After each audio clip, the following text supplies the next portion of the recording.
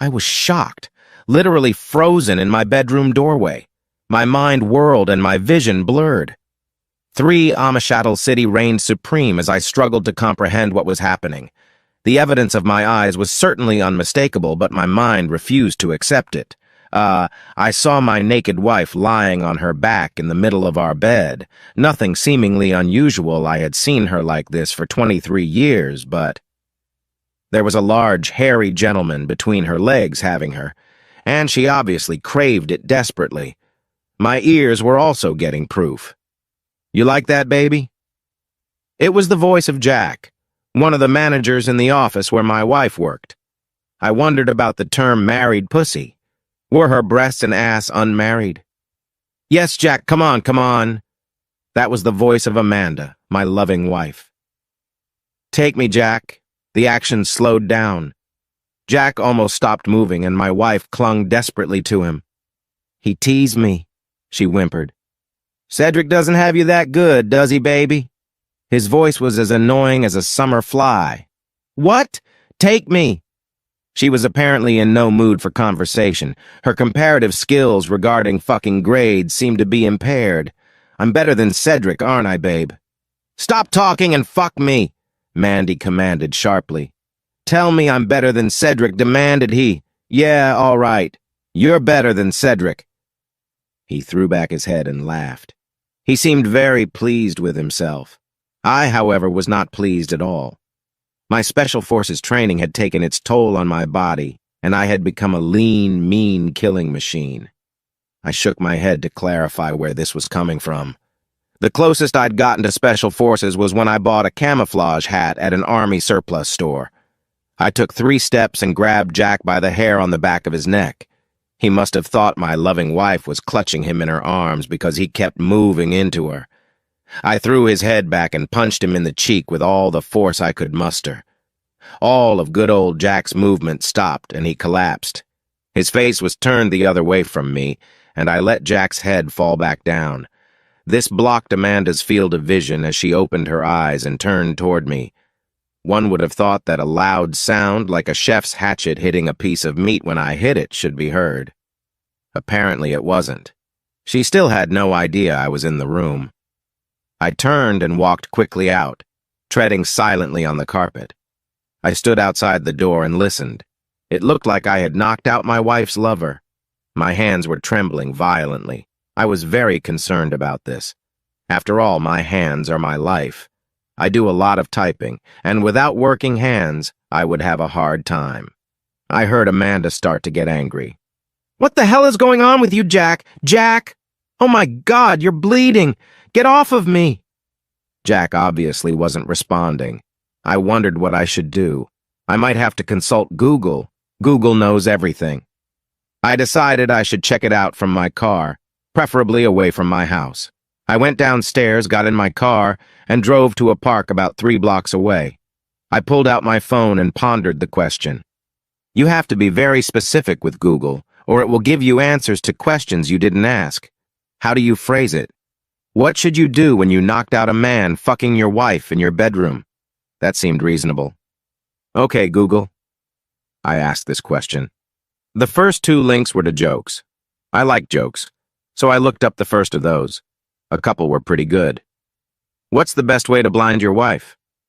I've always wondered that question. 3 ace sinker over the windshield. That was pretty funny. I laughed.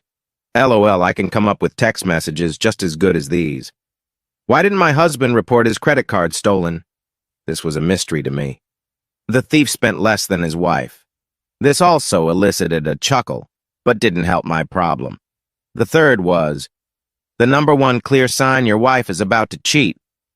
Well, it was a little late for that one. I wished I'd read it sooner. All the obvious signs were probably right in front of my face, and in my ignorance, I had missed them. However, I wondered what was written about it, so I checked the text. It turned out to be a treatise written by misogynists. If my wife was denying me sex during her fertile cycle, she was going to cheat. I had to keep track of her fertile cycles. Since I had no idea when they were and she was on the pill, it didn't seem helpful. Google was proving to be useless. I had to figure something out on my own. I heard a siren wailing in the distance. An ambulance whistled past. I wondered what would happen next. A police car soon followed. Suspecting that I must not be in the neighborhood, I drove back to work, entered through the back door, and headed for my office. No one noticed me. I called Lauren and asked her to come over. Lauren is my secretary. I needed to send a couple emails urgently, so I handed them to her. "I thought you went to mail them yourself," she said. "No, I've been busy," I said. Something about business suddenly came up. She took the letters and went back to her desk. I worked the rest of the day, though it was a little difficult because of the pain in my arm, and then went home. I was very curious as to what Mandy was going to say about today's incident. As I entered the house, I could smell dinner cooking, something with oregano and garlic. I hoped it was something Italian. I love Italian food. Mandy was busy in the kitchen. I walked in and she smiled at me. "Hi, honey," she said. "How was your day?" I kissed her cheek and squeezed her buttock at the same time. She always had a very firm ass. "It was fine," I replied. "Tell me, Mandy, do you know the best way to blind a woman?" She rolled her eyes. "What?" "3 Acer over the windshield," I said. She grinned slightly, realizing it was an internet joke. "So how was your day?" I asked. "Was there anything exciting?" "No, the usual," she said. Her usual day consisted of being fucked in our bedroom by someone other than her husband. She couldn't finish because said bastard fell unconscious. And then there was a visit from the ambulance and the police. I never suspected she led such an interesting life. "I'm going to shower and change," I said to Amanda. "Okay, dinner will be ready in about half an hour." Going upstairs, I looked around.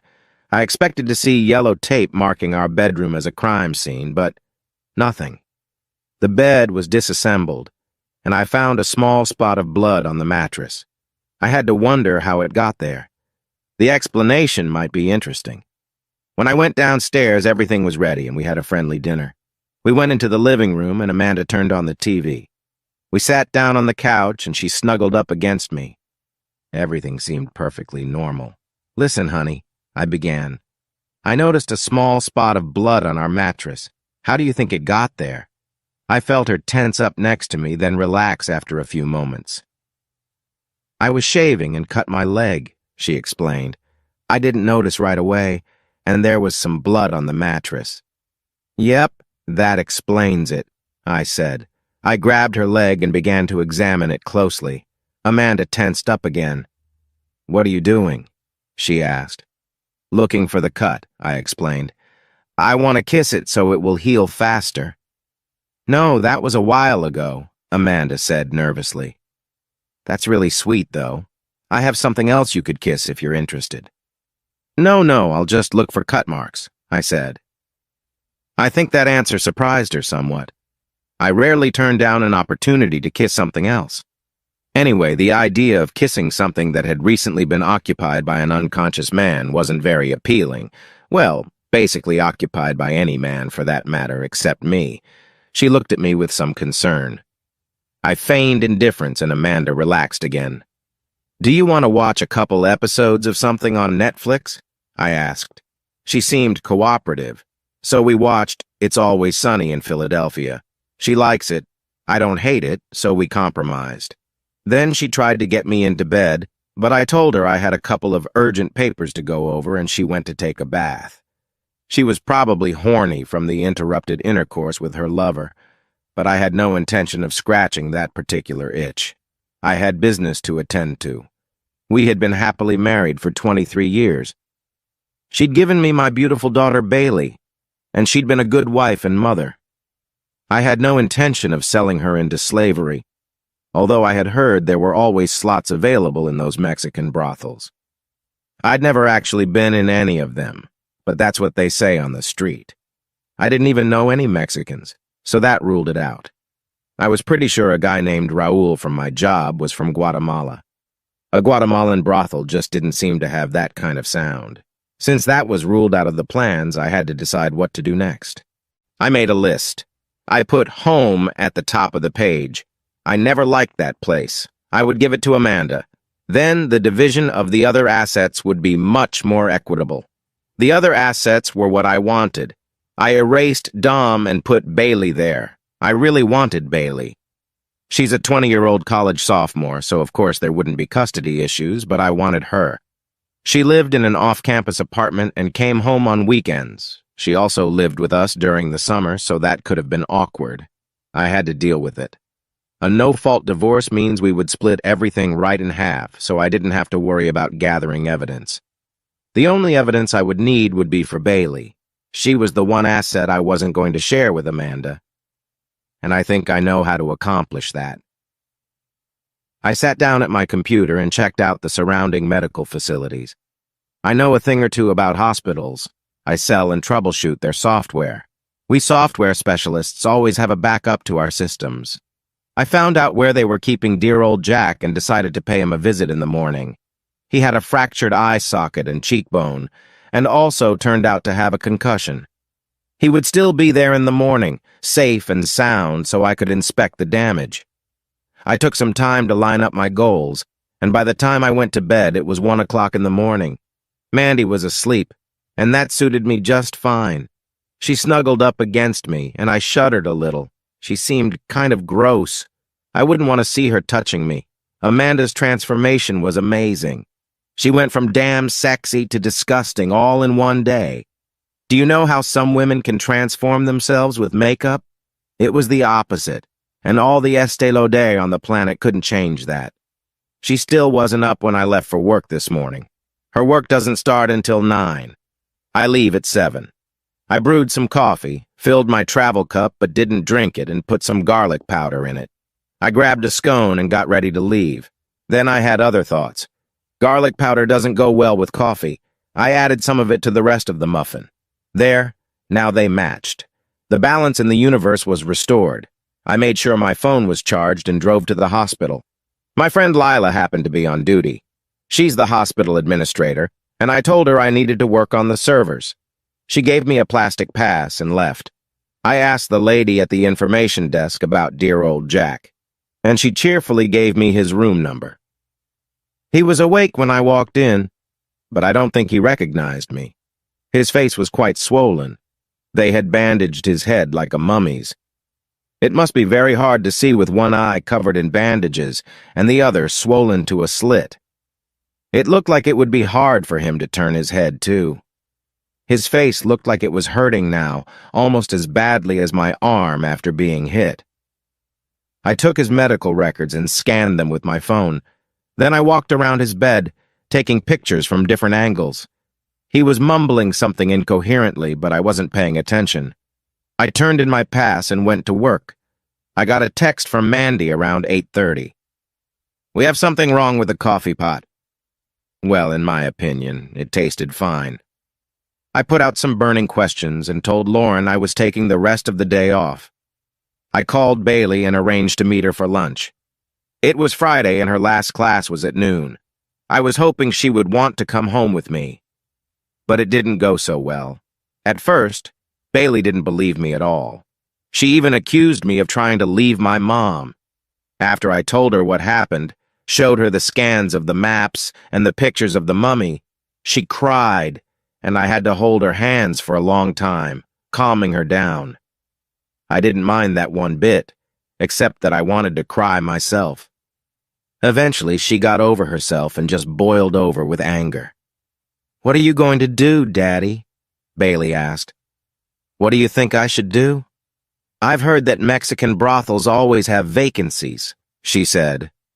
My daughter has poured balm on my heart.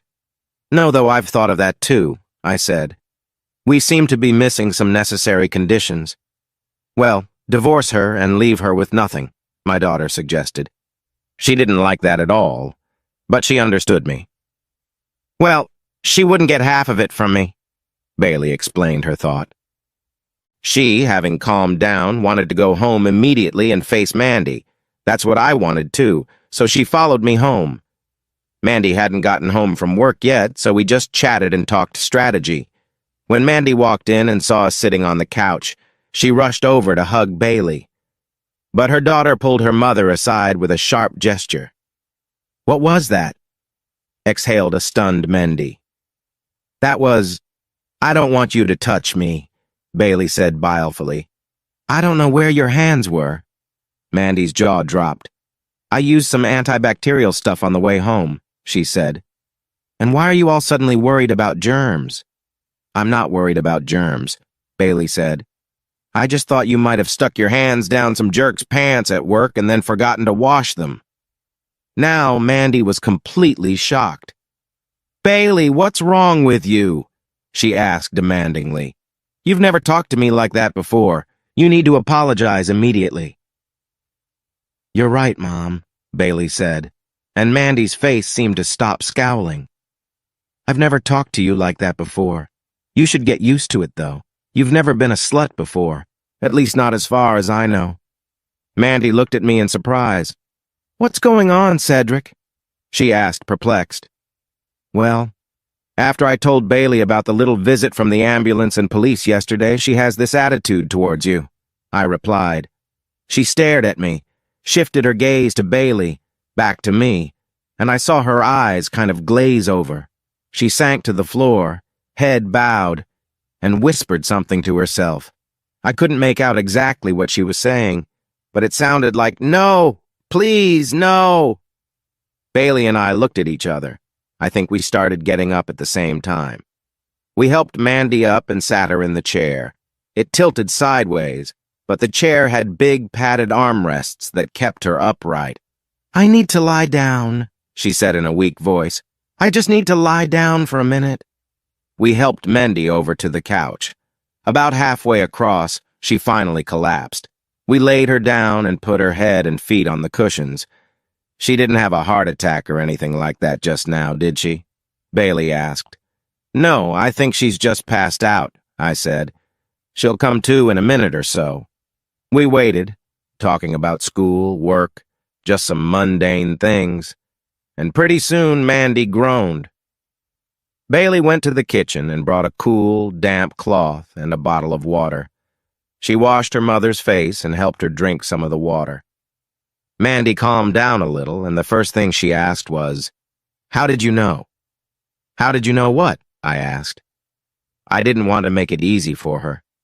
"How did you know that I was, seeing someone?" "You were seeing someone."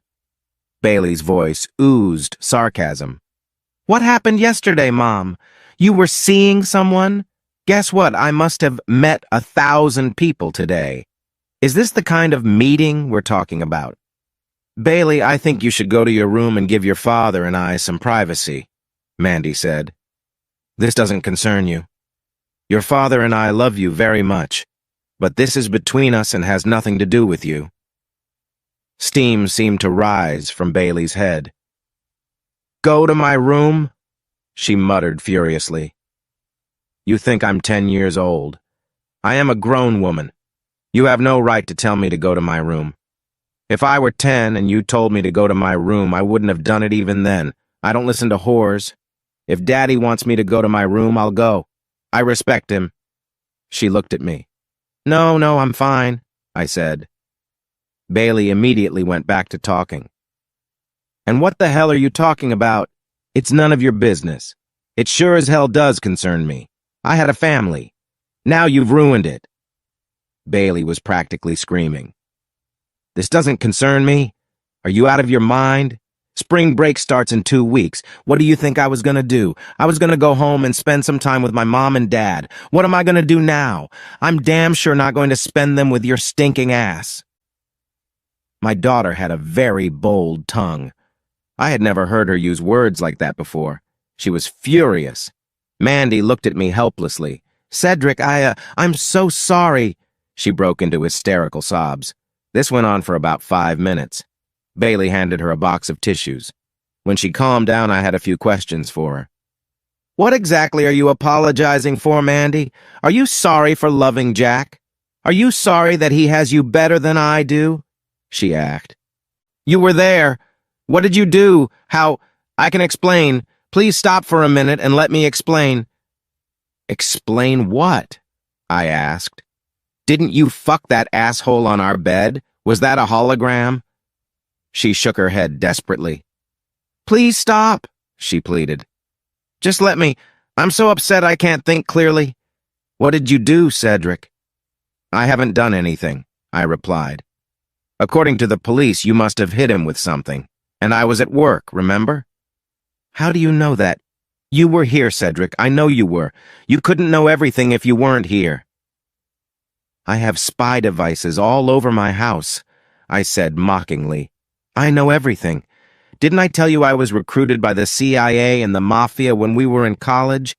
I figured you out, Mandy. Now I'm going to kidnap good old Jack, torture him, and put him in a secret prison. I'm saving the mob connections for you. I'm thinking concrete shoes for both of you. Stop it! She covered her ears with her hands. Please, just give me a break for a minute. Maybe you'll have time to come up with some good lies while you rest, Bailey said. Daddy, let's let Mom rest, and you can take me to the snowstorm at DQ. And off we went to DQ. I got myself a Heath bar, and for Bailey I got cookies and cream. Let's get pumpkin pie spice cookies for Mom, Bailey giggled. She has a very cute giggle, and she knows full well that Mandy hates pumpkin. By the time we got back, I think Mandy was rested. She was sitting on the couch with her arms around her head. She looked up when we walked in. Bailey handed her a blizzard pie. Mandy absent-mindedly took a bite and wrinkled her nose. She placed it on the coffee table. Cedric, Bailey, please sit down, she said. I need to explain to you what happened. I'm not interested in what happened, I replied. All I'm interested in is what you're going to do. That seemed to throw her off balance a bit. Why is it that people who do despicable things always think they can explain? Somehow, victims of despicable acts are obligated to listen while their misfortune is explained to them. I refuse to be a victim. I don't know what to do, Mandy said frustratedly. What do you want me to do? How about go somewhere far away? The daughter said. Bailey, please, Mandy begged. You're not helping. Helping what? Bailey asked. Mom, you just ruined our family. Do you think any of us will ever survive what you did? I hope you both get over it, Amanda said hopefully quietly. I made a huge mistake. If you, Cedric, just give me a chance, I'll show you that I won't do it again. Haven't either of you ever made a mistake? Yes, Bailey said mockingly. Last week I got a negative instead of a positive on my algebra test. She looked at me. Oh yeah, I had that too, I added. Just last week I ordered a new SD card for my tablet. I got the wrong size and had to return it. We both looked at Mandy. Okay, I get it, she admitted. Mistake wasn't the right word. It was worse than a mistake. Much, much worse.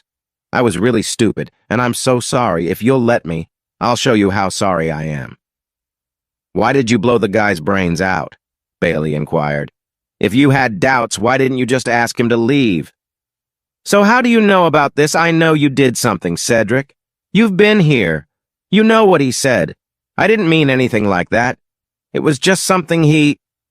The situation seemed to be quite desperate, but she didn't want to understand anything. I told you how I know, I repeated. I have surveillance equipment all over the house. Well, there's nothing like that in Bailey's bedroom or the bathrooms. The next time you want someone to give you sex, you can use Bailey's room or the bathroom. That's disgusting, Dad, Bailey complained. Mom, you haven't slept with strange guys in my bed, have you? No, of course not. Mandy now looked indignant. And you don't have any surveillance equipment. On the contrary, I retorted. Again, I have connections with the Mafia, and the CIA provides me with the latest secret super espionage equipment. Where is it? Mandy asked. Haven't you heard the word secret? I inquired. I can't show it to you. You don't have a security clearance. Bullshit, Mandy said with a sigh. It doesn't really matter. What matters is that I was stupid, I got caught, and now I have to make things right. What was your plan? I asked. I didn't have it, she said. I didn't think I'd get caught. I've only done it twice, Cedric. It had to be the last time. Oh, all right then, Bailey interjected with a high five. Since it was only twice, And you didn't think you were going to get caught, then it's okay. No, it's not. I'm just explaining. It wasn't okay, Mandy said. By the way, a thought occurred to me. How did you plan to convince me that I should believe everything you say? I've never lied to you, Cedric, she replied. We have always been honest with each other. Well, there are at least 2 instances I can think of right now, I said. She had the decency to blush. I meant besides that. Do you think I'm a liar? I think you are, Bailey said. Mandy looked indignant. I always say.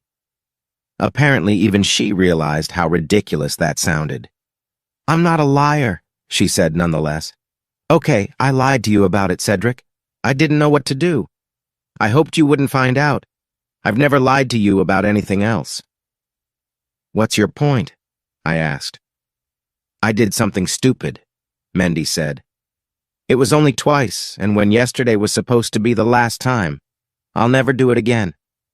So you just punched him goodbye? Bailey asked. No. Yes. You're totally confusing me. It doesn't matter how many times, I said. It doesn't matter that you were going to stop. All that matters is what you did. Amanda stared at us with hunted eyes. If you would just stop interrupting me and let me explain, she started to say and stopped as if in mid-jump as we both raised our hands. I told you I don't want to hear any explanations, I repeated. All I want to hear is what you're going to do. She sat with her hands folded in her lap and began to cry again. I don't know, she wailed. What do you want me to do?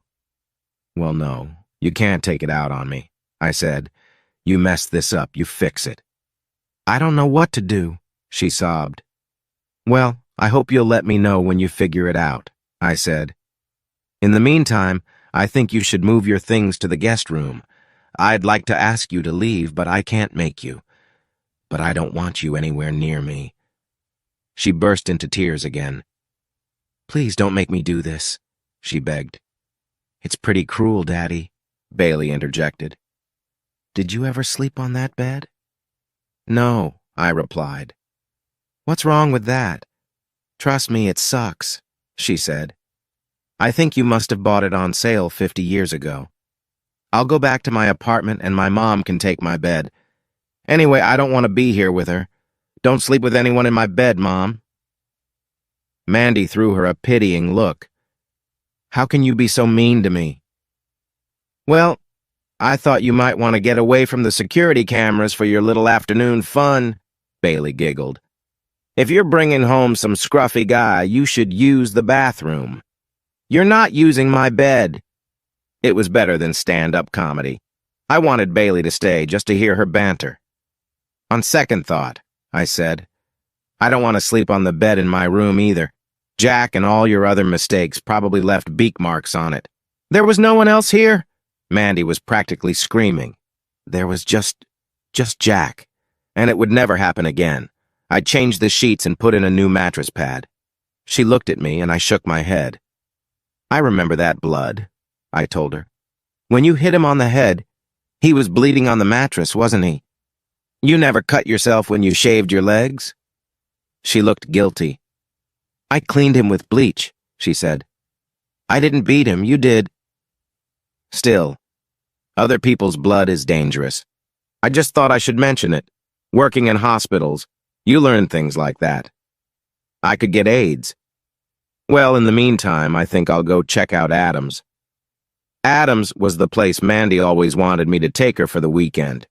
She looked at me with startled eyes. Do you want to try it, babe? I asked Bailey. I hear they have a great restaurant. We could hang out by the pool, maybe get in a hot tub or sauna, rent a 2-bedroom, drink some wine, and watch a movie or something. Yes, that's what I dream of all the time. Bailey seemed to be utterly thrilled at this prospect. She's not old enough to drink, Mandy objected. We've agreed that she won't drink until she's 21. Yes, but it will only be in our room, I replied. And she'll be with her old man. I'll keep an eye on her. Besides, we need to drown our sorrows in the vine. Please, Cedric, don't go, Mandy pleaded. If anyone has to go, it's me. We can't deal with this if you're not here. Well, no. You're not staying in some fancy hotel while I sleep in bed with AIDS, I said. No sense in both of us risking our health. I'm going to go pack a bag. I'll wait in my car, Bailey said. I'm not staying here with that slutty girl. Mandy gave a quiet howl of dismay, but Bailey and I had already started moving. I quickly packed up my stuff, took enough for a couple days, and we drove to Adams. We had a good time there. I decided I had a wonderful daughter. We were both a little depressed, but the setting distracted us, and we did get a little intoxicated. Bailey was a happy drunk, and her mood was contagious. I had a little trouble falling asleep, and I suspect she did too. But the wine helped, and I felt pretty decent in the morning. We had breakfast and tried to talk about the future. "What are you going to do, Daddy?" Bailey asked. "I don't know," I said. "First, I think, go see a lawyer." "Do you think that's something you'll overcome and stay with her?" she inquired. "I don't think so, baby," I replied. "Would you be able to get over something like that?" "No, but I haven't been in a marriage for 23 years. You put a lot into it." "I know," I said.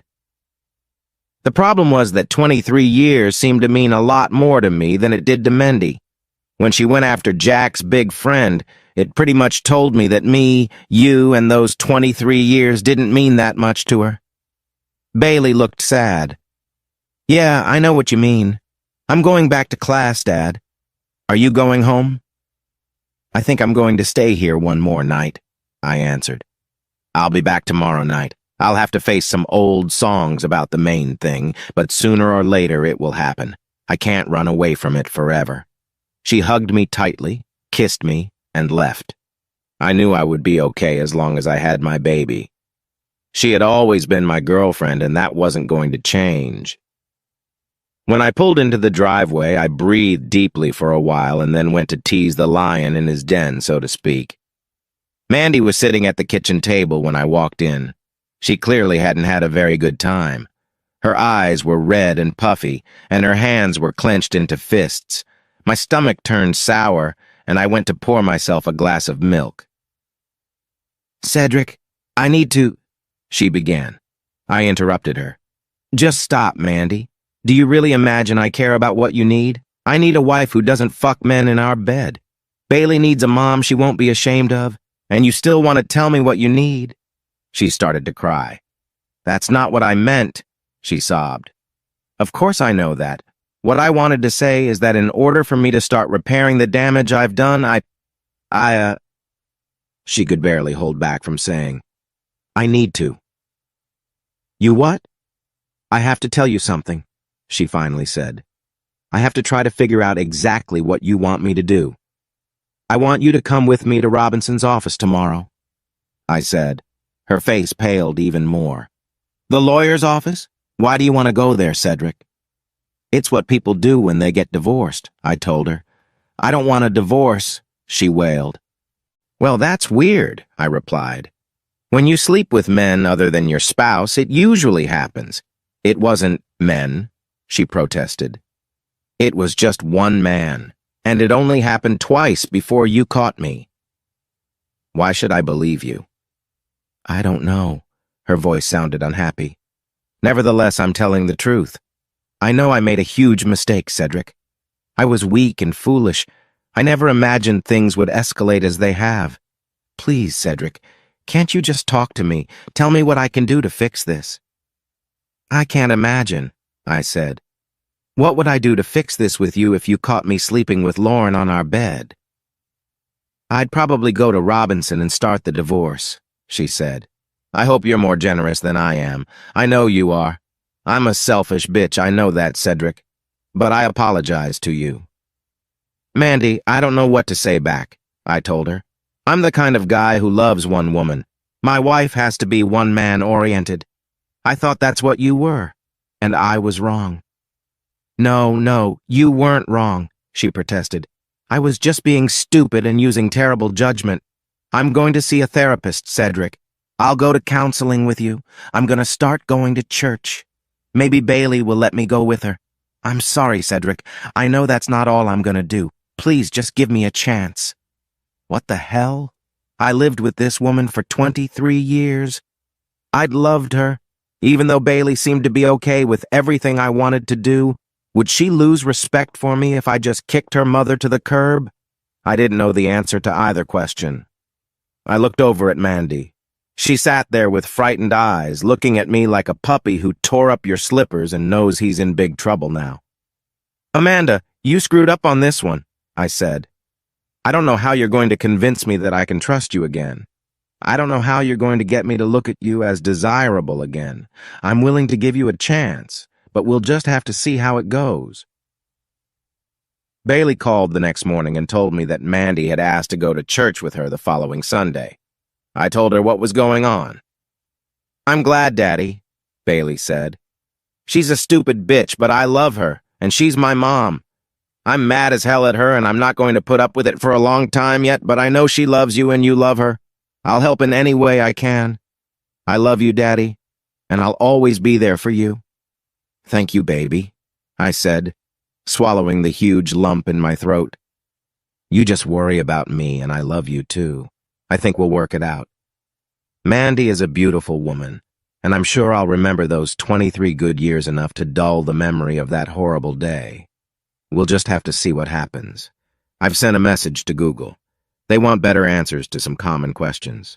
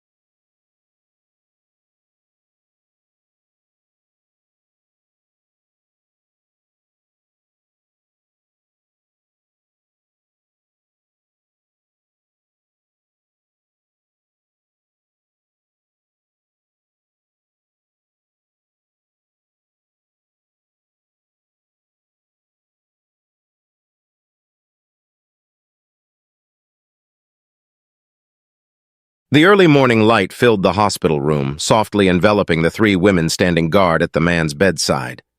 He lay silent, his once muscular body now gaunt with pain, ravaged from the inside by cancer. A petite brunette in her mid-40s pressed the man's hand to her cheek. Her curly, shoulder-length hair hid her beautiful, tear-stained face. Next to her sat her counterpart, a woman in her mid-20s. On the other side of the bed sat a 30-year-old, tall, attractive blonde woman with the same facial features as the man in the bed. She was lovingly wiping her father's now bald head. Their silent vigil was interrupted by a quiet knock at the door. A tall, blonde-haired man poked his head inside. "Sis, is he awake?"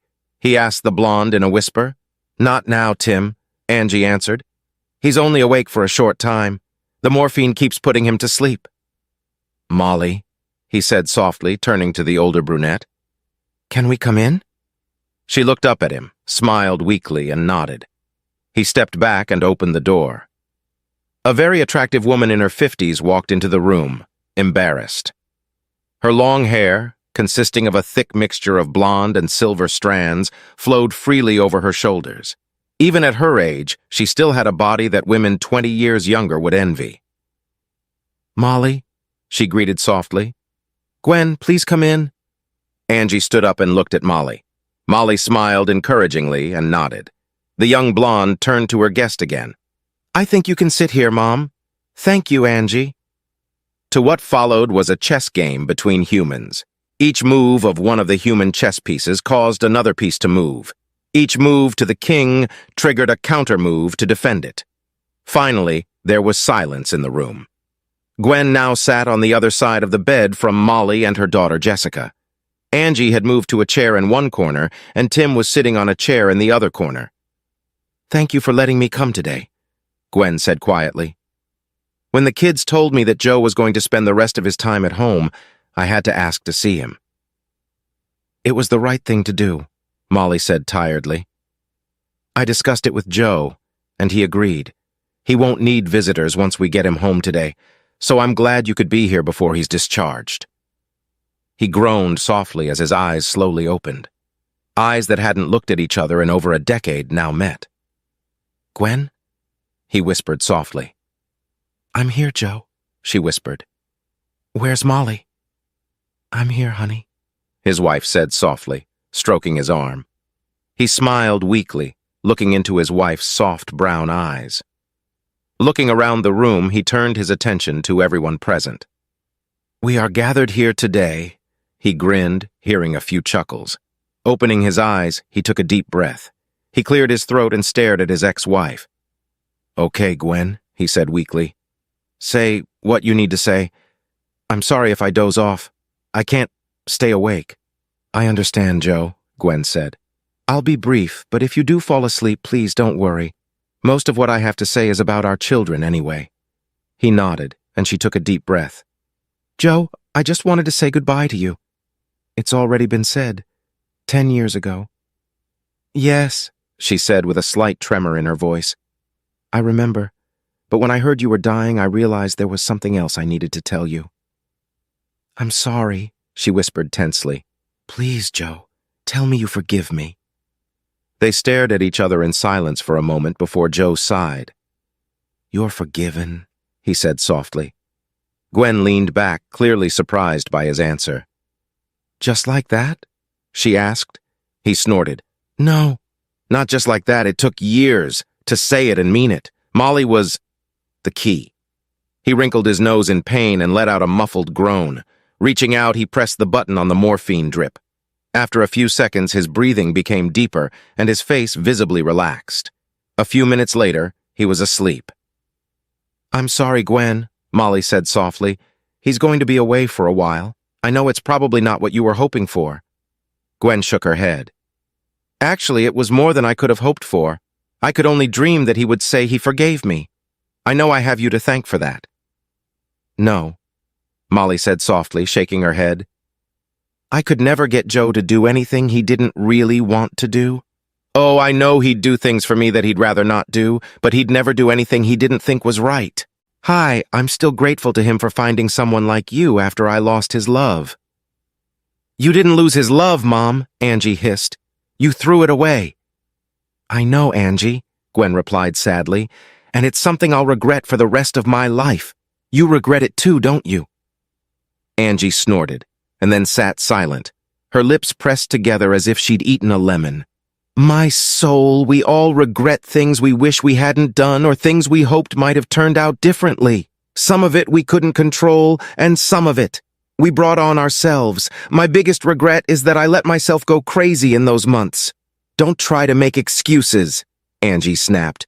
No, I didn't say I wasn't responsible for my actions, just that my thinking was very distorted at the time.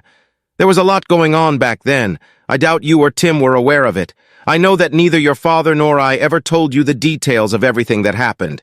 Joe chose not to because he thought I had betrayed him, not you two, since you were both gone. I never told you about it because, because it would make you hate me even more than you already do. I don't hate you, Mom, Angie said coldly. I hate what you did, not you. But I will never sit still and listen to someone minimize the devastation and pain your betrayal has caused. Angie, Tim, please believe me when I say that I never thought about how much pain my actions would cause. How could you not, Mom? Tim said calmly from his seat. You must have known that cheating on your father would hurt him. You and our family were his whole world. Gwen nodded. You're right. I knew what I was doing was wrong, but I ignored the consequences. When I let myself think about it, I realized at once how much danger I was putting my marriage in. Unfortunately, that realization only came when I was already involved in an affair. By then, it was too late. During the divorce, everyone asked me why I had done such a terrible thing. I wish I had a better explanation than the pathetic excuses I made at the time. I've had 10 years to analyze my actions, and I think I now have a better idea of what happened. It's not an excuse, she said, looking coldly at her daughter. It's just an explanation of how it happened. Until now, I've been reluctant to admit the reasons because they made me look as selfish and superficial as I was. Simply put, several things had happened at the same time that had given me the opportunity to change Joe, and I had arrogantly and foolishly gone along with it. "Gwen," Molly said softly, "you are a very beautiful woman. I'm sure that in all the years of your marriage you've had many opportunities to break your marriage vows." Gwen smiled weakly at her ex-husband's wife. "Thank you, and you're right. I've had many opportunities, but not like this." Joe started traveling again after he got a big contract. I knew he'd taken it to help pay for Angie and Tim's college. We discussed it and were in agreement. It was only for 6 months, but it affected me worse than I could have imagined. When he traveled early in our marriage, I had the kids to help me cope. Now that they were both in college, I was alone. I felt so old and alone. Then at work, I started being stalked by a young, handsome man. I realized Douglas was only doing it for sex, but when you get attention from a handsome, rising corporate star, it's very flattering. Angie snorted as a pained look of disappointment appeared on Tim's face. Gwen quickly continued. "As I said," she said quietly as she looked at her children, "I've been arrogant and selfish. I know that doesn't excuse what I did, but I hope you can understand how I let it happen. I want you to know that there was never anything in this that your father did or didn't do. It was my fears and then my ego that opened the door. I never stopped loving him, even during the affair." "How can you say that, Mom?" Angie grinned. "You slept with another man. I know you don't believe it, but it's true. The problem wasn't that I didn't love your father. I did. The problem was that I loved myself more. During this time, I was putting my needs and wants above the needs of my family and your father. For 4 months, I used my feelings of unhappiness to justify betraying my marital vows. When I finally came to my senses, I cut the affair short. But the seeds of destruction had already been sown. I hoped I could come to terms with it and spare your father the pain of finding out his wife was a cheating whore. I knew there was a good chance he would divorce me if he found out." "Then why did you have to tell him, Mom?" Tim said sadly. "Was it just to ease your guilt?" Angie intervened. "No, honey, that wasn't the only reason. Yes, my guilt was eating me alive. I knew your father could see that things had changed after that contract. That year after my affair, things were so tense between us at times. I realized that sooner or later I would have to confess to him. However, fate stepped in and did it sooner than I had hoped. When I broke off my affair with Douglas, I knew that neither of us wanted it to be known. In fact, he had more to lose than I did. He was married to the daughter of one of our board members and was the star project manager of our corporation. He was about to become the youngest vice president of our corporation. So when I ended the affair, I set one condition. He was never to have any contact with Joe or work with him on any project. In the past, my corporation had contracted with your father's company on numerous occasions, and I couldn't bear the thought of Joe reporting to Douglas. Douglas would always have the secret knowledge that he had slept with me, and he may have influenced your father in some way. I couldn't have him disrespecting Joe. Sounds silly, doesn't it? After all these months of me disrespecting your father? Douglas, of course, agreed. It seemed like everything would be all right if I could get over the guilt. And then that bloody government contract came along. It was potentially worth millions, and I knew that Douglas would take the lead on any GSA project if we won it. I also knew that Joe's company would be deeply involved in the project. After we won the bid, my fears were realized. It was announced that Joe would lead the engineering team, which is an integral part of the project. Of course, he would report to the project manager, Douglas. I met with Douglas and reminded him of our agreement, but he told me that business is business and refused to step aside. I guess he didn't believe I would follow through on my threat. He was wrong. Gwen paused and took a deep breath. The tears streaming down her face testified to the pain the memories were causing. Your father handled my confession as I expected.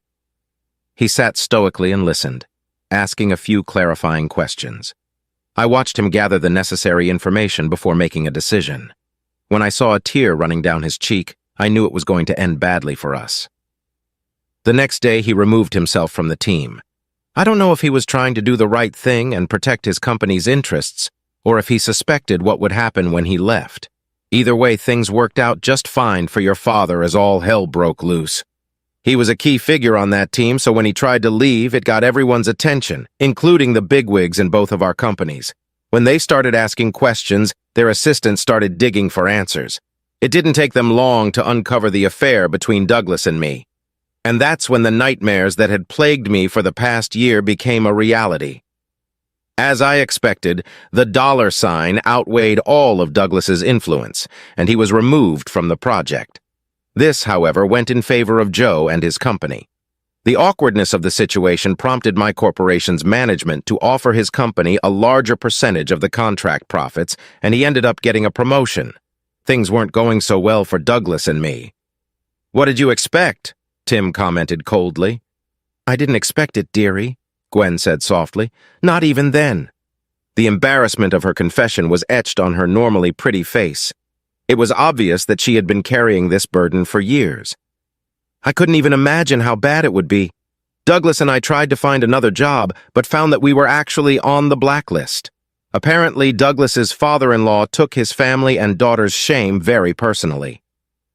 As a result, Douglas was sent to all sorts of unpleasant projects in the most disadvantaged third-world countries. After spending several years bouncing from one armpit of the world to another, he finally gave up. He gave his wife a divorce and crawled away with nothing. Last I heard, he was selling insurance in Detroit. Since he was a couple rungs above me in the corporation, he was still considered one of my bosses. I know the company feared a lawsuit, so they promoted me. I was transferred back to some office that will never see the light of day. I guess I shouldn't complain, the money is decent, but my career is basically over." She paused and looked into the eyes of everyone in the room as if trying to gauge how they took her confession. Jessica squinted. She hated to hear her stepfather betrayed. Molly looked worried and wary. It was clear she already knew most of this. Just the looks from Tim and Angie made her flinch. The hurt and disappointment in their eyes seemed to be beyond her. Slowly, she pulled herself together and continued. "If I thought things were bad at work, what was happening at home was pure hell. My marriage was crumbling, and there was nothing I could do to stop it. Joe sat down and talked to me several times after he filed for divorce. I apologized until I was blue in the face. I told him that none of this was his fault, that I was the one who ruined our wonderful marriage. He said he couldn't be too wonderful if he wasn't wonderful enough to keep me out of Douglas's bed. That was painful. I understood why he was bitter and why he said it, but it still hurt. Joe asked me why I had cheated. My answer was just a string of excuses. After that, he stopped all communication with me. At first, I was angry and upset. I was angry at myself for bringing all this down on us, and I was disappointed at Joe for not trying to help save the marriage." "Oh, please, Mom," Angie growled. "If Dad had cheated on you, would you forgive him and fight for the marriage?" Gwen shook her head slowly and smiled sadly. "We both know the answer to that question, Dove. I would have been far more vindictive and would have tried to hurt him far more than your father did.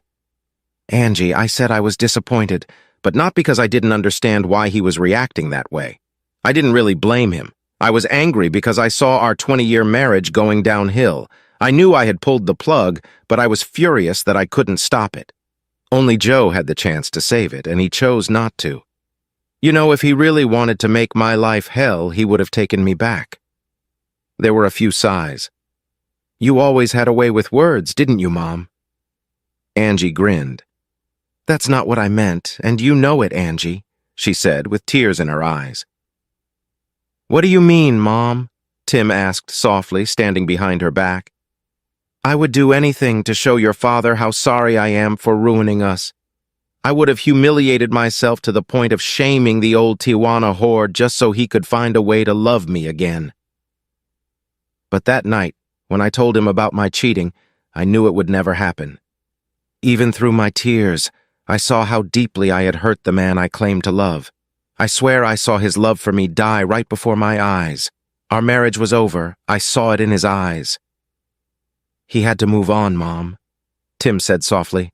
"We all did." "Yes, I know. I also know that I still have some struggles. You kids have helped me a lot with that. Oh, I know that at first you were angry with me. No, more like furious. You had every right to be, but you didn't abandon me. I'm not sure I could have survived that. I'm grateful Joe didn't turn you against me."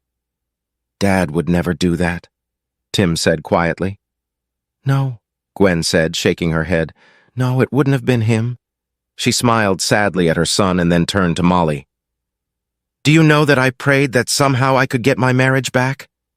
I have prayed and begged God to somehow change Joe's heart and mind and give me another chance. I know I didn't deserve it, but I wanted it. I clung to that dream for over a year. Then Angie told me that he started seriously dating you, Molly. That's when I realized my prayers weren't going to be answered. It wasn't until you and Joe got married that I seriously tried to get my life together. I started dating again, and that's when I found out what my marriage was like before I ruined it. We had something really good, but I had forgotten how special it was. But I was reminded of it when I started dating again. Gosh, how I was reminded. I dated quite a lot, but it always led to me starting to compare them to Joe, and after that it didn't last long. There is a special intimacy between lovers that only comes with time. Only someone who has already made love to you many times knows when you want to be taken by force, with unbridled passion, and when just gentle caresses and a soft kiss will take you to the limit. You can't imagine how humiliating it is to realize that just because you want your lover to know these things, it's not going to happen. Not because he doesn't want to, but because he doesn't know you and your body well enough to understand what brings you the most satisfaction in the moment.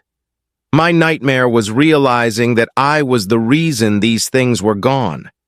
Because of my actions, every romantic relationship I now had to start from scratch. Oh, there were a few relationships that seemed promising over the years. 2 of them even ended up with proposals, but I turned them both down. "Why?" Molly asked, with concern on her face. "Why didn't I say yes?" Gwen took a deep breath. "Well, it's a bit complicated. One of the reasons was that I still loved my ex-husband." "Mom!" Angie grumbled. "No!" Gwen snapped back. "You can't tell me what I already know. You can't tell me anything I haven't heard and told myself a million times. None of you can tell me how I feel. I love your father, and I always will. I know it won't change anything, but I will always feel guilty for what I did. I'm learning to live with those feelings and move on. In some ways I've succeeded, but I'm still stuck in other areas." "Angie, honey," Molly said softly, trying to calm the situation down. "It's okay. I'm not jealous. I know how much your daddy loves me." Gwen flinched slightly. "I know that too, Molly," Gwen continued, calming herself down. "That's why I felt I could make such a statement. I know that you will have his love forever. I admit to being jealous of it, but it was my own doing. Please, I don't want anyone to think that my feelings for Joe were the reason I turned down those marriage proposals. It's much deeper than that. Like everyone else here, I have wondered, if I really loved my husband as I said I did, how could I have betrayed him like that? I wished I had an answer I could live with. So I compared my love for potential suitors to my love for Joe. And since my feelings for each of them were not as strong as they were for him, I had a problem. If I couldn't be faithful to Joe, how could I pledge allegiance to any of them? I cared enough about them to say no to each of them. It was the right thing to do at the time, as it wouldn't have been fair to them. "I'm sorry," Molly said softly. "I'm sorry you're going through this." Gwen smiled sadly. "It's easy to see why Joe fell in love with you, Molly," she said sadly. "You're beautiful both inside and out." "Thank you, but please," Molly said anxiously, "don't make me out to be some kind of saint. I have my regrets, Gwen. Most of them relate to my first marriage, but one in particular has to do with Joe." "Mom?" asked a worried Jessica. "No, it wasn't something terrible, but I'm ashamed of it. Since Gwen is so brave to talk about her regrets, I'll try to follow her example. It was a few months after Joe and I started dating. Our dates were pretty hot and heavy, but we didn't, we weren't." Molly paused, her face contorted as she tried to find the right words. "Having sex?" Jessica said, smiling. "You mean bumping uglies?" Angie added, snickering. "Hiding a sausage! Fooling around! Girls!" Molly argued. "Knock boots!" Jessica howled. "Punching! Making babies! Girls!" Molly bellowed, her face turning bright red. Tim laughed with the girls, and Gwen quietly tried to hide her expression of pain. "I wanted to tell you," Molly said, trying to regain her composure, "that Joe and I haven't been intimate yet. I knew that for him, and for both of us, it had been a long time coming, and the sexual tension between us made things difficult."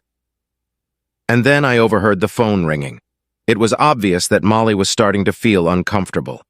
Taking a deep breath, she continued, "I heard Joe talking to someone. At first I thought it was you, Angie, but now I realize I don't know who it was.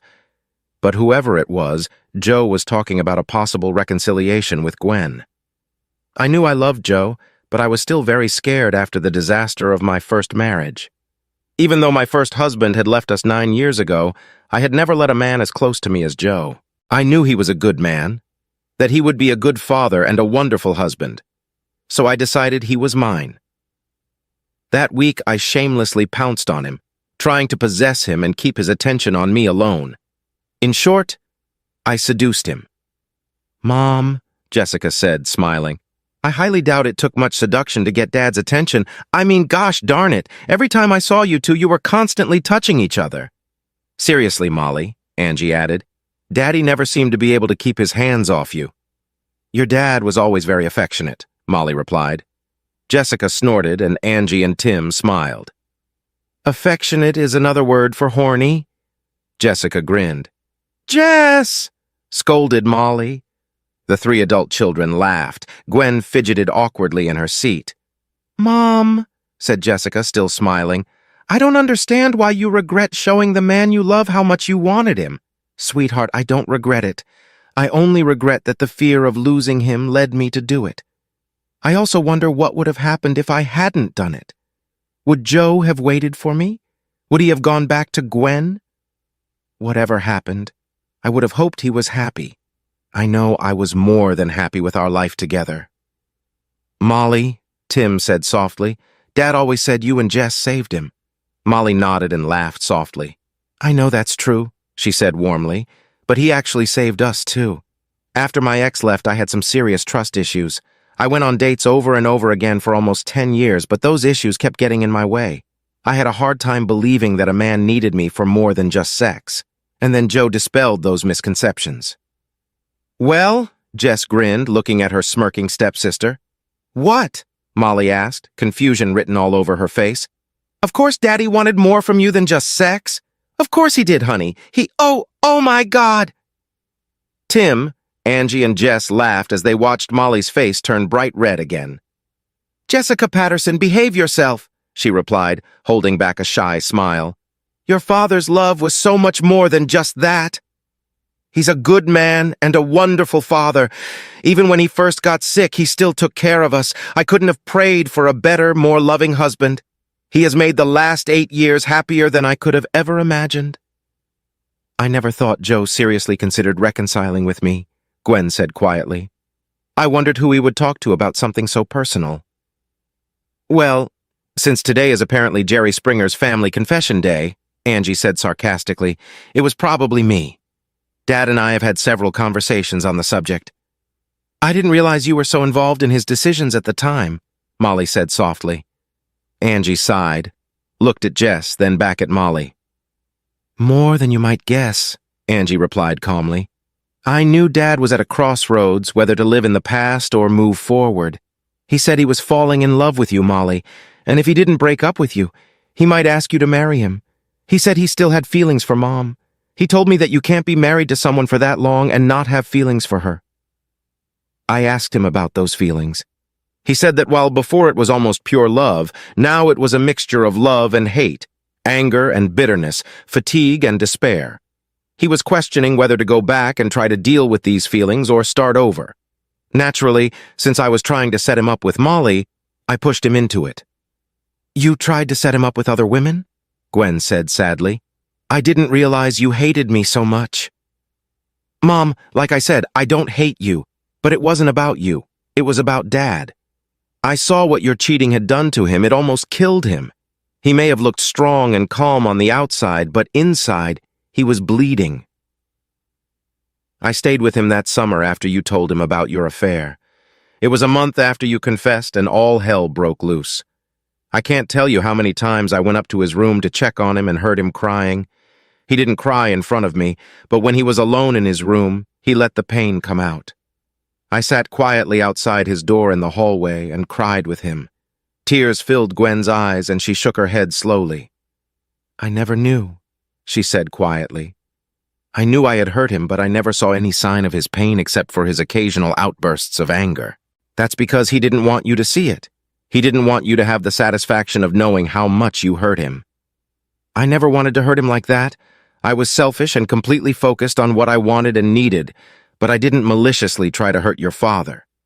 Whether you did it intentionally or just out of your own stupidity is not that important, Mom. The fact is that you did. So when he was faced with the choice of going back to a wife who cheated on him and poisoned years of good memories, or starting over with a woman who loved him and would never cheat on him, I insisted on the latter. We all know it would have taken months or years of working through trust issues before he could relax and be happy with you again, Mom. So heck yes, I insisted that he start over with Molly. I do feel a little bad for manipulating him, and I feel kind of bad that I had a hand in making sure you two weren't together anymore. But honestly, Mom, it wasn't about you anymore.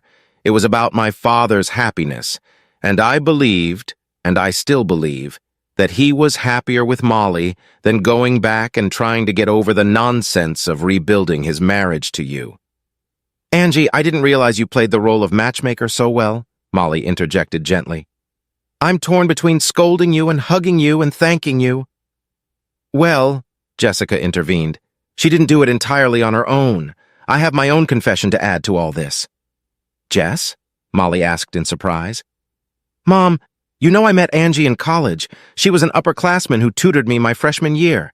We became friends, and it didn't hurt that she had a cute little brother a couple years older than me."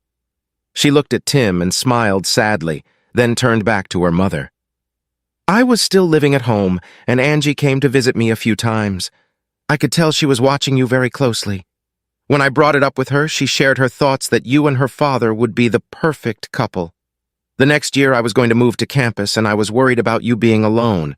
I guess that's when we conspired to find a way to get you two together to see if there was any chemistry between you. I met Tim a few times before Angie invited me to spend the weekend at their house.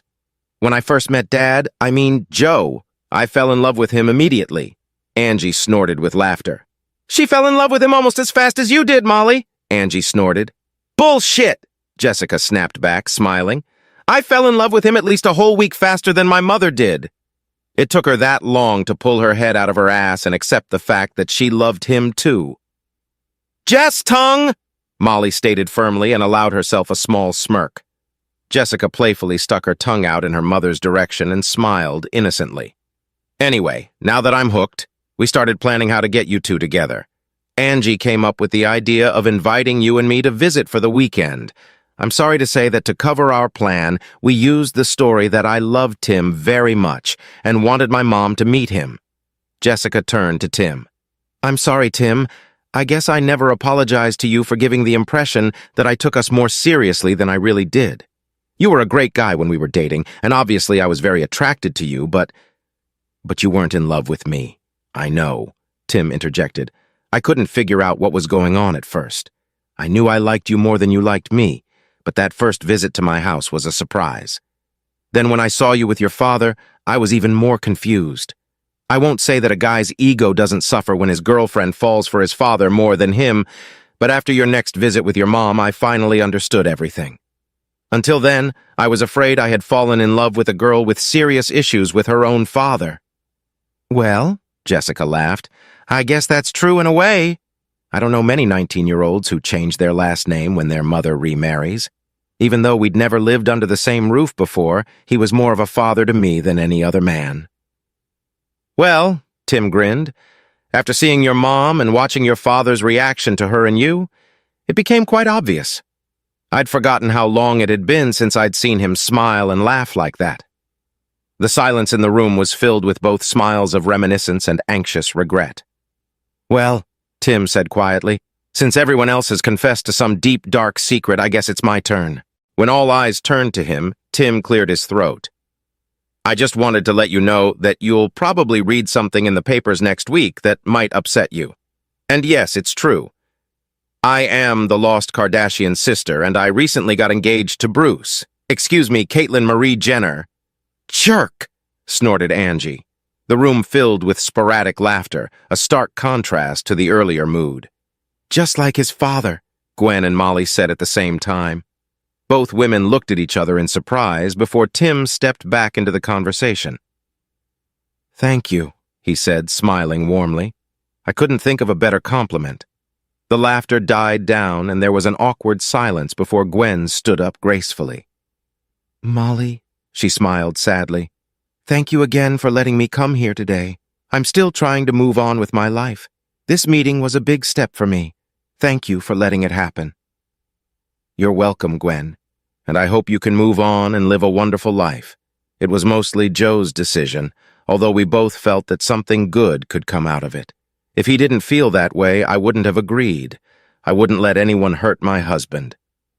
I wish, Gwen whispered, I wish I could be as passionately devoted. She looked at her son. Tim, will you take me to the hotel? He nodded and gathered his things. Gwen looked back at the frail man sleeping on the bed. Molly, please tell Joe he's in my prayers, as are you and Jessica. I will, and thank you. Gwen turned and slowly walked out of the room. As soon as she was on the other side of the door, tears streamed down her face and she sobbed softly. She realized that this was the last time she would see the love of her life alive. 2.5 weeks later, Joseph Randall Patterson, 53, passed away. He died in his sleep while at home, surrounded by his loving family. The funeral service was bittersweet. Molly sat between Jessica and Angie in the front row. To the surprise of some in attendance, Gwen also sat in the front row between Angie and Tim.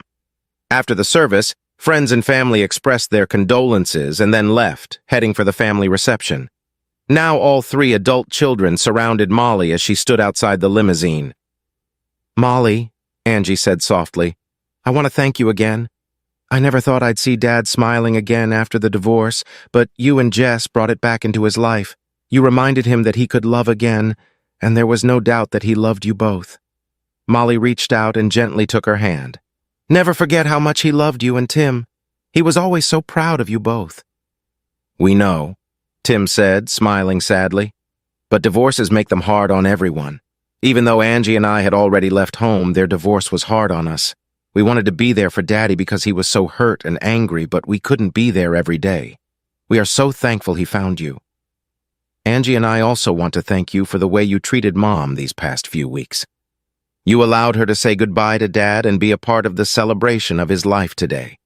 Not many people would let an ex-spouse do that. Oh, honey, your father and I knew this was important to Angie and you, as well as your mother. It means more than you realize, Angie added softly. When Daddy fell in love with you, he was able to move on with his life, and Mommy never could. I hope the fact that you and Dad let her say goodbye will help her.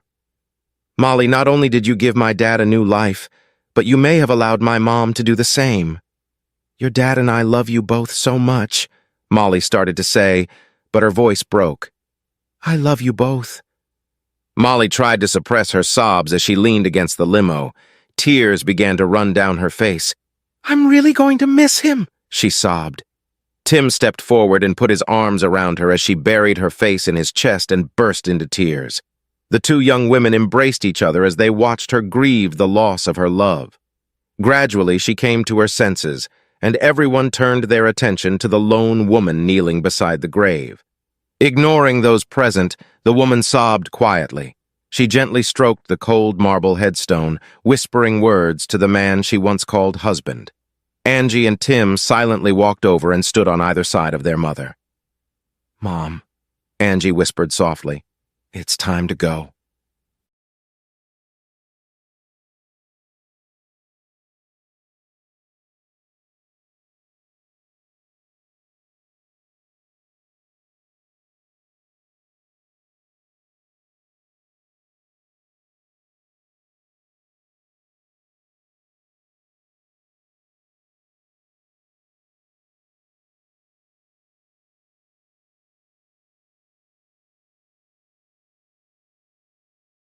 I hate to give a backstory, but I realize it's necessary to do so in order to tell about an event I want to share.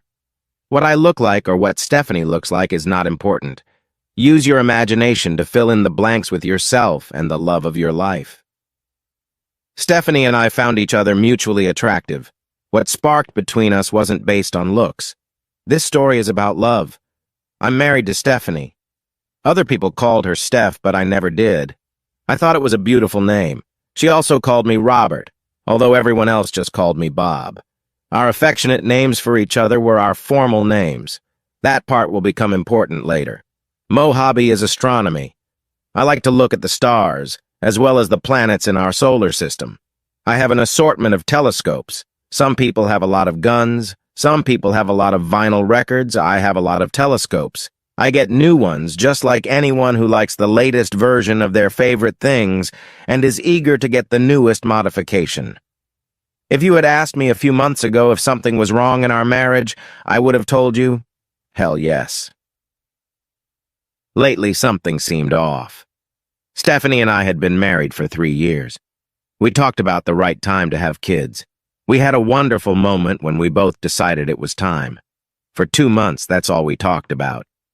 And then, suddenly she didn't want to talk about it.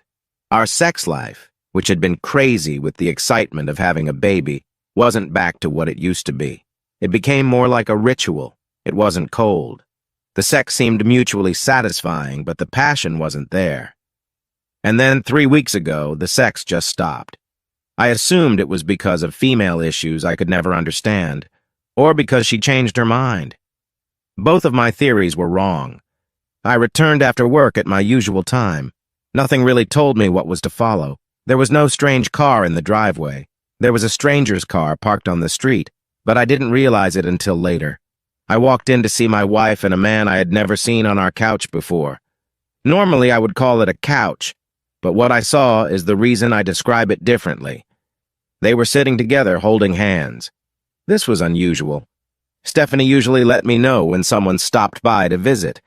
I hoped it was some distant relative I'd never met. "Hello, dear. Will anyone be joining us for dinner tonight?" Stephanie said, "Robert, please have a seat. I have something to tell you." I sat down in the chair across from the couch. It was strange, but I didn't realize it wasn't the only strange thing I would have to face. No sooner had I done so than Stephanie spoke again. "Nigel and I have fallen for each other. Good." That removed all doubt. I was silent for a moment, thinking it over. While I did, she looked at the strange man. She looked at him the same way she had looked at me before. He was looking at her the same way. There was no doubt that she was telling the truth. I had only one question, so I asked it. "Who the hell is Nigel?" 3 said the man I had mistaken for Nigel. "That's me. I know this is awkward for both of you. I'm only here to ease the pain of this exposure. It's painful for her." Apparently, pain relief only meant pain relief for Stephanie. My pain hasn't lessened one bit, so it didn't really help. Stephanie spoke next. "I met Nigel at work. I didn't mean for it to happen, but it just did. I really thought I was being calm when I said, 'How did it just happen?'" Nigel pulled himself together and said loudly, "Don't raise your voice at her. She's an angel." Stephanie looked intently into his eyes and said, "Thank you, Pookie. I'm always here for you, Pookie-Hontas." Pookie? Pookie-Hontas? I was stunned. It was like a concussion. I used to play rugby, so I used that word from experience. What I felt was like a knee to the head. I was completely disoriented. My next words reflected this. I contained my emotions again and said in a calm tone, "Maybe there is a way we could work this out. I've read stories about women who can be in love with 2 people at the same time. There is this romantic story where a woman was in love with 2 men. We should read it together before we make any hasty decisions." Nigel got up from the couch. "Stop yelling at her. Stop torturing this wonderful woman." Stephanie grabbed his arm and sat him back down on the couch. "Thank you for protecting me, my knight." Then she kissed him. A light kiss on the lips that would have meant nothing before. Then she looked at me with a mixture of compassion and sadness. "I can't love 2 men. It's not for me. I can only give my heart to one man at a time. I fell out of love with you the same way I fell in love with Nigel. Can't we talk about this? We could go to counseling. Nigel squeezed her hand as she replied, That would just prolong the pain. Robert, my heart knows what it wants. I still love you and I always will. I just don't love you the way I used to anymore. Ending the relationship would be the easiest way for both of us. But we were only planning on having kids a few months ago. I don't understand. Stephanie looked at me with all the compassion in the world. That's why I had to do it. I want the children to be conceived in love. Nigel spoke again. They will be our favorite babies. Oh, Pookie, she replied. They rubbed their noses gently against each other. I really didn't think they could do anything more disgusting if they tried. I was about to speak when Stephanie looked at me and spoke first. Robert, I know this is hard, and thank you for being so supportive during what I know is a painful time for you. I'll be back later to get my stuff, and I really hope we can talk as friends. I was still wondering how my calm demeanor was somehow interpreted as supportive while they both got up and walked away. I certainly wasn't supportive of any of it. I assumed they said what they had rehearsed in advance. Nigel got into his car and she got into hers. Of course it was practical, as she had to take her own car. However, I don't think I could have stood to see them leave in the same car together. I always thought I had a very good memory. That night it was more like a curse. I replayed in my head everything Stephanie had said to me over the last 6 months. I'd never heard of Nigel. I had no idea who he was. She'd fallen in love with someone else and had an affair, and I'd never had a clue. How could I have missed it? Surely there were signs, as I mentioned earlier, that something was wrong. Now I could put all these things in context. She had fallen out of love with me, which explained her refusal to have sex. She had completely disconnected me from her bed for the past 3 weeks. I concluded that this was around the time she and Nigel realized their mutual desire. She said she could only have one love at a time. That's when she probably gave him her heart and body. I was still trying to make sense of it all when I got the call from the hospital. Stephanie had been in another car accident. Yeah, another one. Stephanie was always too impatient. A year ago, she rear-ended someone on her way home from work when traffic came to a sudden stop. Physically, she was fine, but emotionally, she was shaken. She lost consciousness when the airbag deployed. She wasn't even hospitalized for that. This time was more serious. E was taken to the hospital because she was unconscious when the EMTs found her. I was told that she ran a red light at full speed and then swerved to avoid an oncoming car. She ended up crashing into the side of a roadside cafe. Apparently, this information came from Nigel. He didn't call me and tell me, of course. I got that information from the staff. I was still mulling over the information coming down on me when Nigel came up to me. Yes, he was there too. He got there before I did, but I hadn't seen him until then. He didn't express mutual grief or offer what would have been an unwelcome hug. He didn't say anything like, "Hi," or "Let's talk." He just went over what was on his mind. Bob, I can't see her since I'm not family. You know she was leaving you for me, so I'd appreciate it if you'd let me in. You have to approve it. Technically, I'm not family, but I am her family. Technically. Given that approach, I gave my answer. That was easy. No, it wasn't. If I were you, I'd let her go. I'd want to move on. Let me comfort her. No. Are you really going to be an asshole at a time like this? Yes. With those words, I turned my back on him and headed for Stephanie's room. He was definitely right. I was being a jerk. I didn't feel guilty about it at all, not one bit. I barely had time to deal with the pain when Stephanie announced she was leaving. I didn't even have time to reach the anger stage. Seeing Nigel and listening to him, the grief was now replaced with anger. I couldn't lash out at my wife after she was in an accident, so being an asshole towards Nigel at the moment would be fine. I wanted answers, and I hoped I would get them. Until I did, Pookie wasn't going to get any closer. The fact that he was feeling pain was something of a balm to me at that moment. I was intercepted by Dr. Beller.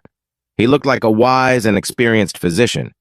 His gray hair reassured me that he was a fount of knowledge. He told me that my wife probably had amnesia from what he could tell. Otherwise, she was physically fine, as she had been in a previous traffic accident. With her head, however, this time was different.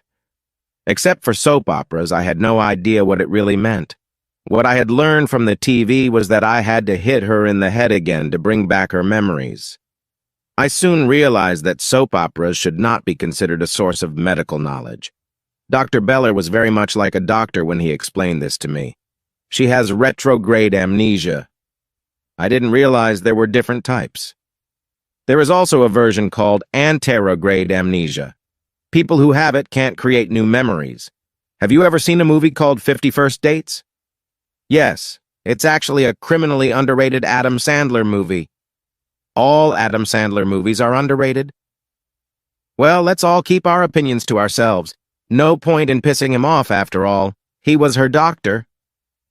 So, if she doesn't have this kind of amnesia, what kind does my wife have?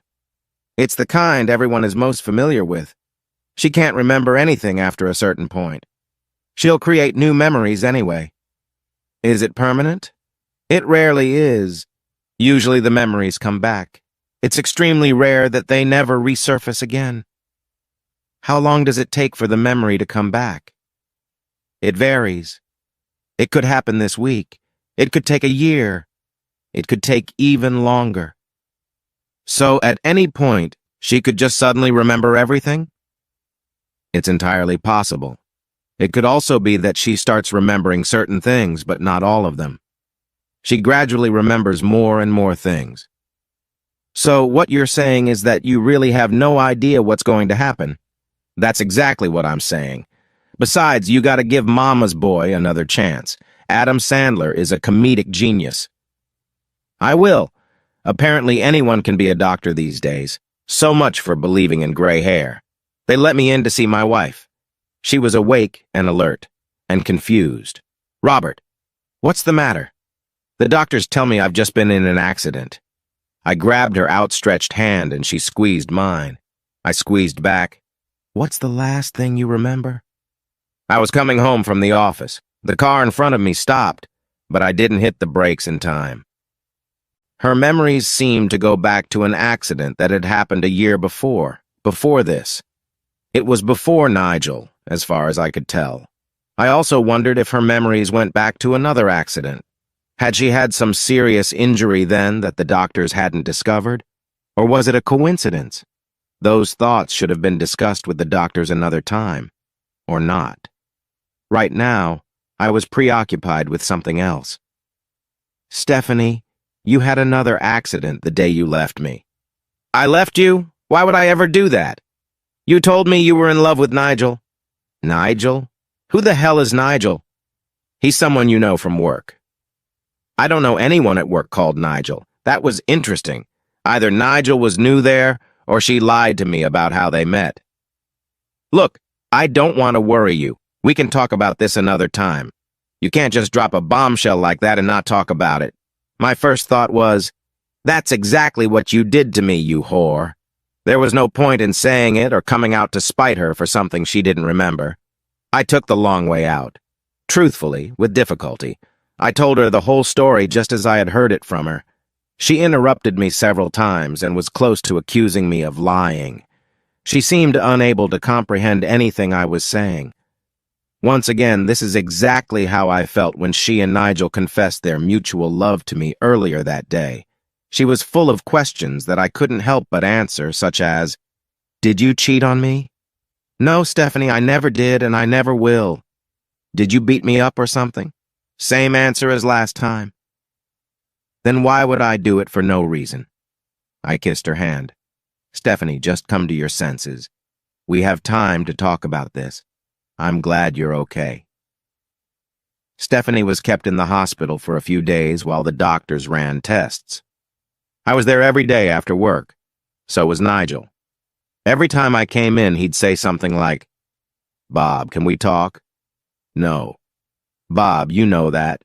No. Eventually, Stephanie was allowed to go home. We were both informed of what to expect. Stephanie was fine, mentally and physically. Her memories would likely return, perhaps slowly, perhaps all at once. I'd heard that before. She had heard it before. In that moment, Stephanie just wanted to go home. I wanted that too. So we nodded and agreed and signed all the forms without reading them, just to get the hell out of there. While we were nodding and signing, Dr. Beller mentioned that she could go to work, but her lack of memory might make it difficult for her to perform her duties. He suggested that she might want to find another job in a similar field. I simply said, "Thank you, Dr. Beller, for everything you've done. We want to go home now." 5 minutes later, we did. That night we slept cozily in each other's arms. I didn't want to let her go. It was like having a piece ripped out of me that was suddenly restored. I never wanted to lose it again. I slept more soundly since this whole thing started. When I woke up, we were still entwined. Although I breathed easier now that my beloved was safe under our roof again, that didn't mean I felt completely at peace. From what Dr. Beller had said, it sounded like this situation could change at any time. I wasn't sure how big the window was in which I had to find a permanent solution, but I had a second chance now, and I wasn't going to just waste it doing nothing while the clock ticked. Of course, there were deep philosophical questions to consider. For example, if Stephanie had been able to fall out of love with me once so quickly, did I really want her back? Things like, should I look a gift horse in the teeth? I'd never really gotten into philosophy, so I ignored those thoughts and focused on the task in front of me. I needed to get Nigel off the stage before I could think of anything else. This problem was difficult enough. Stephanie wouldn't think of quitting his job. She loved her job. She was good at it. She called her boss and explained her memory situation. Her boss was sympathetic and welcomed her back. She told her that she would do well. I was kind of supportive of her return, but I still didn't know anything about Nigel. A lot of cheating starts at work. From the little I knew, it was the same situation here. It would definitely be a problem if he was actually someone she worked with. If Nigel was a coworker of hers, she would run into him again. If that was the case, there was a possibility that he would get into her heart again. She went back to work despite my excuses. She seemed to be honest with me about how they met. Nigel really was a coworker. Stephanie told me that she received a nice welcome. Everyone seemed to want to do what they could to help her. They were all informed about her memory loss. Only one person made her feel uncomfortable. Nigel. His way of welcoming her back was different. He kept wanting to talk to her alone and kept violating her physical boundaries, which was uncomfortable from a coworker, let alone a stranger. She received many hugs, but Nigel was the only one sniffing her hair. Stephanie told me that she drew boundaries very quickly. He didn't seem to heed the warning. He kept wanting to take her hand or hug her. All of this only made Stephanie angrier. The company she worked for had no policy of no relationships between coworkers. Fortunately for me, it did have a strict sexual harassment policy. I realize I said, lucky for me. I still wasn't ready to think, lucky for us. Not yet. Nigel was called into an HR meeting, given the usual company lecture on the policy, and told he needed to cease and desist. He was also reprimanded by his supervisor and told he needed to stop hitting on Stephanie. Nigel didn't stop. The first thing he did after being warned was to stand in front of Stephanie in front of multiple witnesses. Instead of speaking, he grabbed her and started kissing her. I assumed he expected muscle memory or something to lead to her kissing him back, rather than the ensuing slap and kick to the groin. Nigel was fired for good reason. That didn't stop him from trying to see her. He showed up in the parking lot at work. He showed up if she went out to lunch. It got so bad that she got a restraining order against him. That did a lot to ease my anxiety that the affair might resume. It's hard to have sex from 500 feet away. I did enjoy seeing my wife's lover suffer. I also enjoyed rekindling the relationship with my wife that I thought we had always had. Stephanie was back for a while, but I knew that could change if the memories came back to her. Even if that wasn't the case, could something in her nature make her suddenly feel the same way about another man? One night I was looking at the stars on my balcony through one of my old telescopes. I did this from time to time because I liked to think of myself as Galileo and wanted to see if I could see what he saw. I couldn't draw the conclusions he did, but I wanted to be able to. When I was frustrated, I pointed the telescope at the neighborhood, as I often did. I'll be damned if I didn't see Nigel in the bushes. Stephanie came out on the balcony and asked what I was looking at. I just told her to look through the telescope. Wow, this is some serious shit. Should I call the police? Oh no! He wants to see something. Let's give him something to see.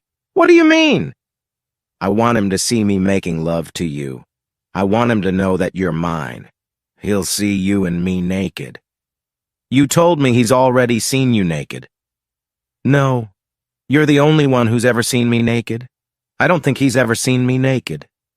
Then it's time for him to see it. I want him to see something he can never compete with.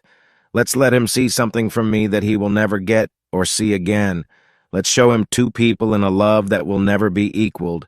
Let's talk about the pressure. This should have been hard for me. It wasn't. Her enthusiasm was contagious. Heck, it was hot. It had been years since our foreplay had been this intense. We kissed, stroked each other affectionately, then kissed again and again. At this point, I had no idea if Nigel was still looking at us or not. I hoped he was. I didn't really care anymore. We were both in the present moment, enjoying each other's touches and tastes in a way we hadn't enjoyed in years. Stephanie doesn't make any noise when we have sex. She just makes quiet noises. If she ever speaks during sex, it's usually quiet one-word statements like, yes. I talk more than she does. I can say up to 3 words. You're beautiful, or Stephanie, my Stephanie. Tonight we're putting on a show. Nigel shouted, "No, we have to have our children! Our children!" Apparently this was the straw that broke Nigel the camel's back. He chose that moment to burst out of hiding. "Pocahontas, please stop! I love you!" At that moment we were no longer paying attention. At that moment, I wanted nothing more than to have an orgasm. From the look on her face, she wanted the same thing. I can always tell when she's in the moment. She never looks at me. Her eyes look anywhere but at me. Nigel, realizing that his words were barely audible, decided to make a non-verbal statement with an action. This statement was made by breaking our glass door. He really could have just opened the door. It was unlocked. I assumed he wanted, without wasting time, to find out. Despite what we see in the movies, it seems throwing your body full force into a window pane doesn't leave you unnoticed. Judging by the screams, it seems to hurt as well. Nigel was a hell of a mess. He was halfway in and halfway out, stuck in the frame and struggling to free himself from the glass. I grabbed his arm and dragged him inside. He screamed again. His clothes were torn and his exposed flesh showed lacerations everywhere. Instead of thanking me, he shouted, "Get your hands off me!" I didn't even touch him after pulling him down as he lay prostrate on the floor. He really seemed indifferent to the fact that he was bleeding and stained. The area was tiled, but it would still have to be cleaned up. I called 911. At the time, I thought it was a medical emergency. Nigel looked like he had lost the battle to the chainsaw. However, after talking to the 911 operator, I realized I was also reporting a crime. I lived in a town where reporting a crime could result in the person reporting the crime being arrested or shot. Let's just call that city Baltimore. It was one of those situations where I could have been handcuffed and spent the night in a cell because the police just arrested everyone at the scene and let the court system handle the incident. 2 police officers arrived. One was a rather large and imposing fellow. The other was a smaller woman, and I got the feeling that you didn't want to mess with her. While Nigel and I were told to lie down and keep our heads down, Nigel tipped the scales in my favor again. While we were both being handcuffed, he shouted to Stephanie, "Pocahontas, I'm coming back to rescue you."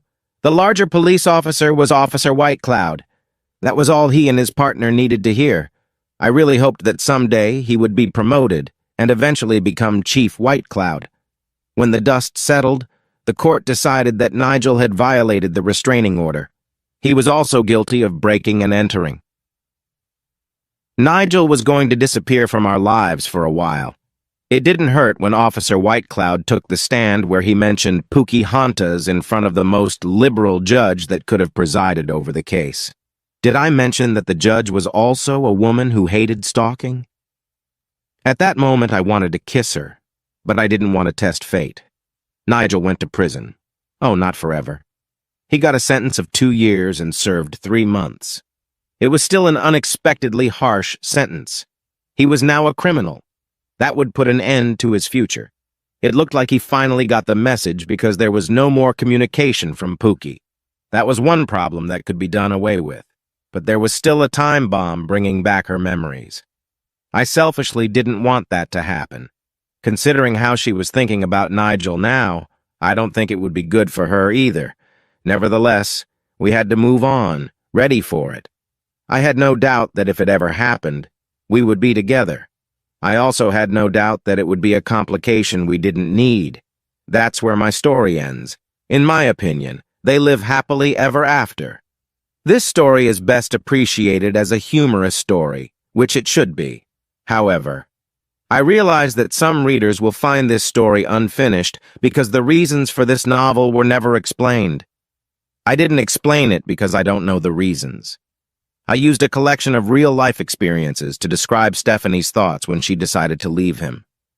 I know this, that just from experience in my own life, as well as talking to women and men, the "I just fell in love with him" explanation has happened more than once. If anyone finds this story incomplete, I already know in my mind what will happen if she regains her memories. It will still be a happy ending that will involve therapy, counseling, and arguments.